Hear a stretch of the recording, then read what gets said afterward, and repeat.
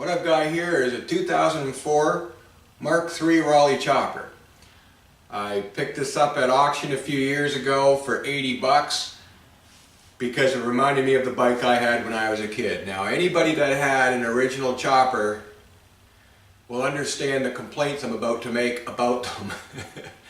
Those fans of the Raleigh chopper, and I'm one, but let's face it, they're death traps. I cannot even believe our parents were letting us ride those things in the 70s, although we did everything dangerous in the 70s, and somehow we survived.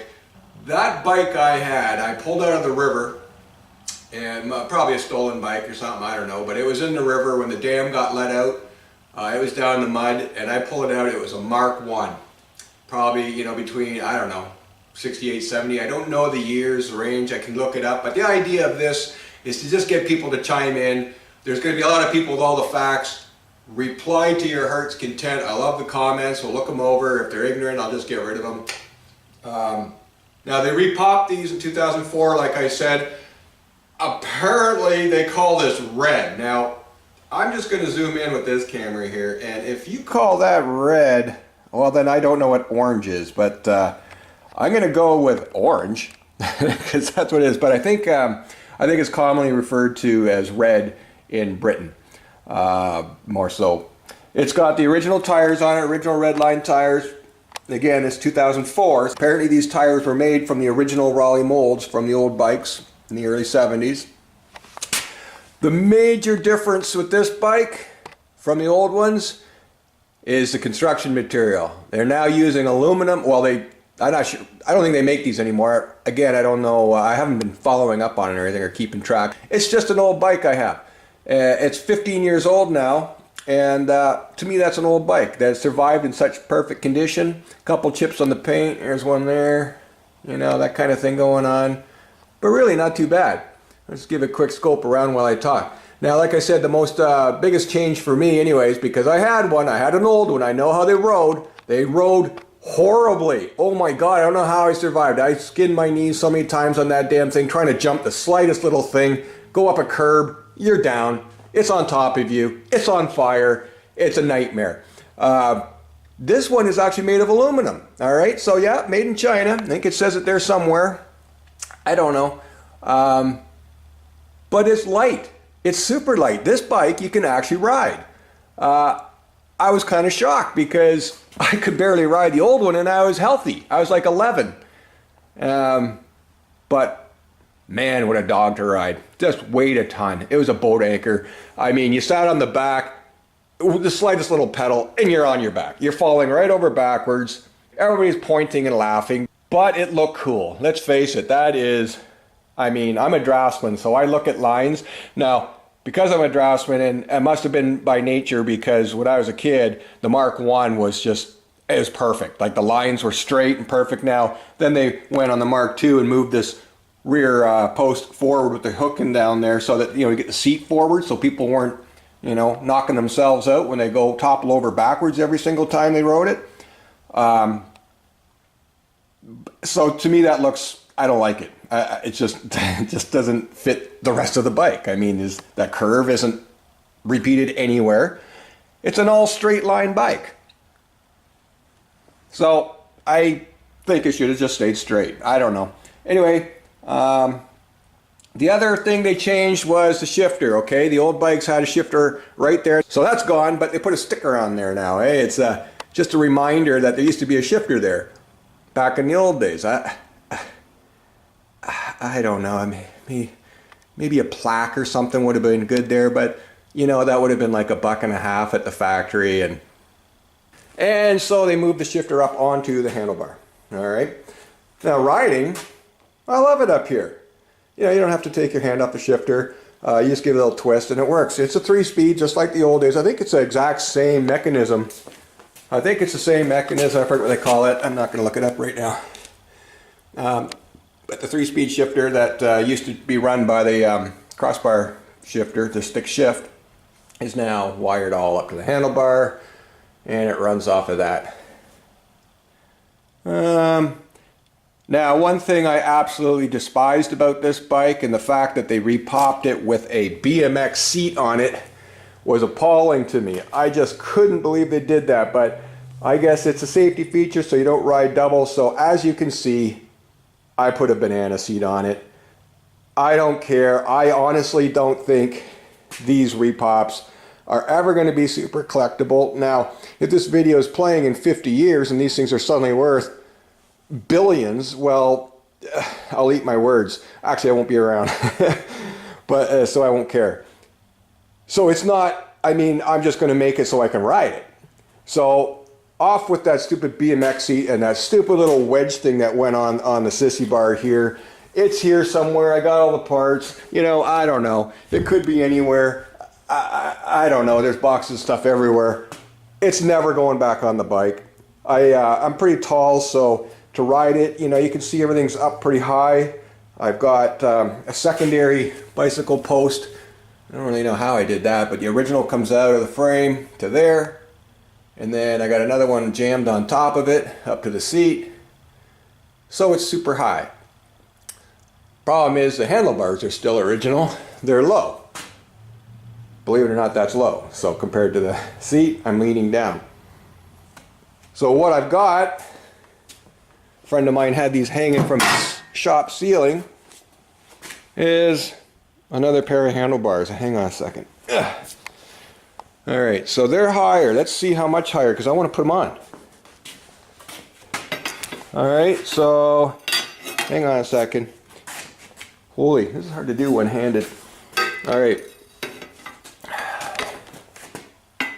I don't know if you can even really tell, but I'm just going to line it up a little bit here, and they're about 6 inches higher. Perfect. So now I got to figure out how to get these grips off, because obviously I'm going to use the original grips and everything. So I'm going to take a look. I had to run inside and do a little Google search on how to get grips off, and doesn't look that hard really. Ooh, of course these ones are completely different than what Buddy was showing, but I'm going to go ahead and get the framework off for the brake levers and do that. I want to raise these bars. Other than that, hell yeah. Cool bike. It is not subtle, and it rides 10 times better than the originals. I love the aluminum. I'm looking at the welds. I mean, made in China, and it's not bad. I mean, I couldn't do any better. I forget. I don't know if this really is a big deal. It's got like the Heron sprocket. I'm not sure if they all did. I don't think they did. I read somewhere.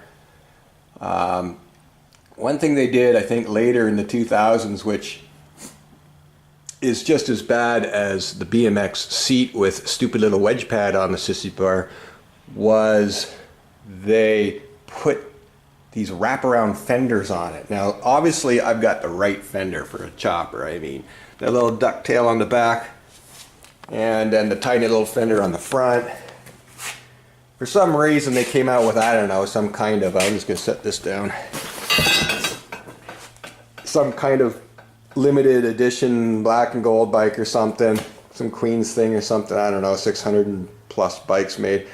And they got these wraparound fenders that go almost down to the ground on the back, and it like, people, it looks terrible. I don't know. This bike was perfect. Hang on. Okay, now it's perfect. Actually, I think the fender should have a little dip in the front. Well, maybe not that much. I mean, these fenders are perfect. They're just tiny little things. Now, some kid probably complained that he got a little bit of water sprayed on his pants when he went through a teeny little puddle that he couldn't avoid, because these things don't handle worth a crap. You can't just dodge things. You got to go plowing through them. And so the factory came out with these wraparound fenders and just completely ruined the bike. But there will be collectors for that too, because they're rare and everyone's got to have. I mean, it still kills me what people are paying for these things. I get it. I mean, wait till you see some of the crap I got, like this thing, 1979 Bush machine. It's just it's kind of a shelf right now, but I'm getting into it. It's just a modern, not modern. It's just a example of 70s engineering that you're just not going to believe when I put this video up. I'm going to go into detail about how this thing works. But the cool thing is it's got 16 tires, and everyone knows more tires are cooler. So that's the coolest of the cool. I just have to fix a broken chain, and she's functional again. Put on a throttle cable. Back to the bike.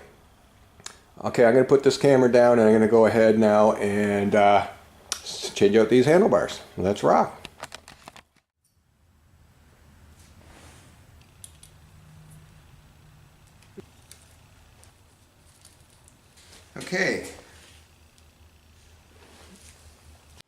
Okay, I'm going to slide this little Allen key up inside the grip here so that I can get the WD-40 up inside there. Alright, so slide that guy in, then I can kind of pry it up. Let's see what happens. I know people hate WD-40. I don't know what the deal is there. I'm not I'm no expert on anything, so I'm just going to go ahead and use it. And maybe see if I can't get it down in the bottom too. Maybe I can twist it now. Oh, yeah, I'm going to be able to. Okay. I'm just going to get that worked around. I think it's coming off already. Hey, not bad. Okay, that's gone. Well, maybe not. Oops, forgot. There was a shim. Alright, see if I can, well, here we are. Okay, here we are. There's a little shim, little steel shim that goes in between the shifter mechanism and the grip. I suspect these two come apart. This is about as minor a project as I get into, but that probably means I'll finish it. Unlike all the other projects I do that are hard, they tend to get forgotten about. Put in the storage room over there. Okay, other side.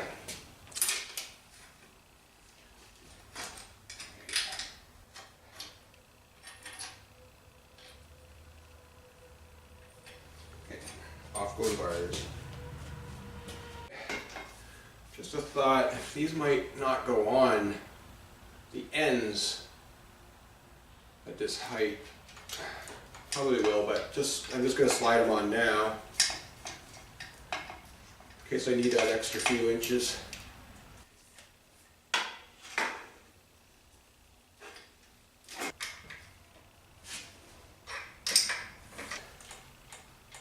That extra 6 inches was perfect. That is everything. Put on the little washer again. All right, we're done. This is what it looks like now. Ooh, this is a roll back here. Okay. Yeah, probably won't turn up on film, just the drastic change that made. But holy, those are high, all right? And I like them. It's extremely comfortable to ride now. It's still a dangerous ride. So much weight is forward out on top of that $10 front wheel. And even if it wasn't, it would be out backwards on this ridiculous back wheel. So, yeah, I'm not going down hills at 100 miles an hour. The next video might be of me in the hospital. But with any luck, I'll remember how to ride from like when I was a kid in the 70s. And I'll rock this thing. But anyway, Chopper Mark III 2004. I ran the serial number. I don't remember this and that. It was like some number of something number. It's nothing rare, nothing exciting. But I'm calling it orange, but I know you're going to call it red. I think it's cool. Rides well. It's in excellent, excellent condition. There's no grinding, no rust. I'm sure it's been inside its whole life because at least as long as I've owned it. Oh my God, those bars are high. Okay, next video I'll attach on to is a little riding video.